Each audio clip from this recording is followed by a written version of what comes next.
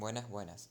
El tema del que vamos a hablar hoy es de la Edad Moderna y es el tercero de los periodos históricos en los que se divide convencionalmente la historia universal, comprendido entre el siglo XV y el siglo XVIII. Cronológicamente, alberga un periodo cuyo inicio puede fijarse en la caída de Constantinopla o en el descubrimiento de América, y cuyo final puede situarse en la Revolución Francesa o en el fin de la década previa. Tras la independencia de los Estados Unidos, en esta convención, la Edad Moderna se corresponde al periodo en que se destacan los valores de la modernidad.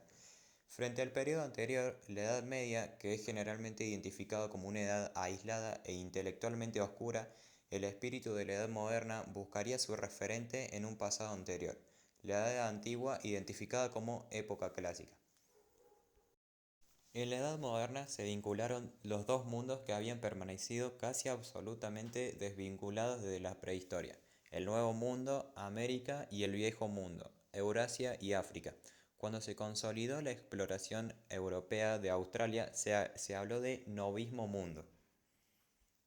Ahora les vamos a explicar algunos de los acontecimientos más importantes de la Edad Moderna, como por ejemplo. El Renacimiento es la etapa de transformación y renovación social y cultural. Los siglos XV y XVI hubo cambios culturales e intelectuales que se originaron en las ciudades italianas. Luego se extendió a otros países europeos. Los hombres de los siglos XV y XVI recuperaron elementos artísticos de la antigua clásica griega y romana. La Edad Media es un periodo que se extendió entre la caída del Imperio Romano, el siglo V, y el resurgimiento de las artes desarrolladas en su época. Las poderosas ciudades italianas. De 1494 hasta 1559, la península itálica fue escenario de luchas entre dos grandes potencias europeas, Francia y España. Esta se encontraba fragmentada en ciudades-estado o independizadas. El dominio de estas entidades políticas se extendían más allá de la zona urbana y abarcaban también las tierras circundantes. Obtenían alimentos y materias primas para la producción manufacturera. Las ciudades contaban con ejércitos propios. Venecia y Génova fueron grandes centros comerciales. Estas ciudades obtenían recursos a través del comercio, artesanía y actividades agrícolas. Florencia se destacó comercial, artística y cultural. La política se caracterizaba por un gobierno republicano, el desarrollo de las ciudades italianas, contexto de surgimiento del movimiento renacentista en la península. La economía urbana. Una de las consecuencias más importantes de la crisis europea del siglo XIV fue el crecimiento de las ciudades. Aumentaban los barrios y ciudades, las actividades comerciales y manufactureras. El capital mercantil comenzó a controlar y a dominar los procesos productivos. En los siglos XV y XVI, el comercio se incrementó gracias al crecimiento urbano y a la aparición del mercado ultramarino. Renacimiento, sin embargo, se produjo un hincapié en el análisis de todo el mundo físico. Los estudios justificaron esta preferencia insistiendo en que si el planeta era la obra de Dios, estudiándolo puede conseguirse un más grande conocimiento del autor y de su obra. No obstante, del libro de la naturaleza, como los estudiosos comenzaban a llamar al mundo físico por comparación con la Biblia, no se puede analizar solamente por medio del reconocimiento, debido a que las ideas pueden ser erróneas o incorrectas. Era primordial meter métodos más confiables como la experimentación. Edad Media, la época del absolutismo. Siglo XVI, Europa Occidental. La monarquía absoluta. Era el poder centralizado en una persona, que era el monarca, el rey. Luis XIV, el rey de Francia, el siglo XVII, decía: el Estado soy yo. El poder centralizado no estaba regulado por otros sectores de la sociedad. No rendía cultos de su proceder a otros poderes: económico, religioso, judicial. Los señores feudales establecían sus propias leyes y normas. Gobernaban sus tierras. Decidían los castigos y las penas aplicados para el reo. La vida de sus siervos dependían de su voluntad. Unidad política legal.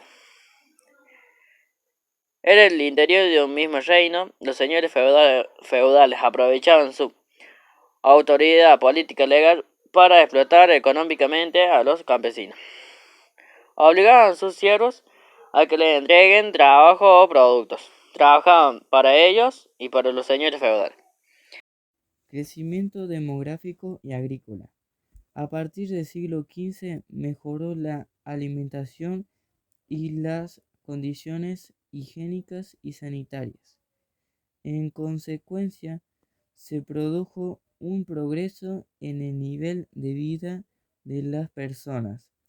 La población comenzó a aumentar y por lo tanto se incrementó el número de trabajadores y de consumidores.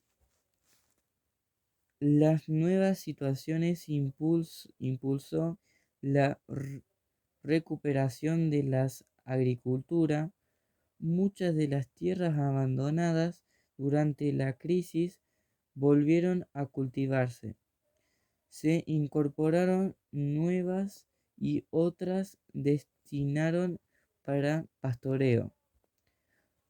Se pusieron en práctica algunos inventos tecnológicos, como la rotación entre las tierras labradas y la de pastoreo. Los dueños de las tierras comenzaron a arrendarlas, alquilarlas a los campesinos o darlas en parcería. La producción se repartía entre el dueño de la tierra y el que la cultiva. Una gran novedad fue que los hombres de negocios comenzaron a invertir su dinero en la compra de tierras.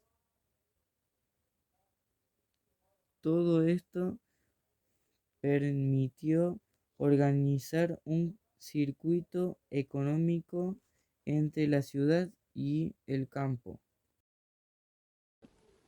En historia, la periodización más amplia del periodo demoniados edades, mientras que las endemoniados épocas designan divisiones más breves o locales. En el campo de la historia natural o geológica se utiliza la experimentación eras de eras geológicas, aunque también se habla de eras como periodos históricos en el campo de cronología.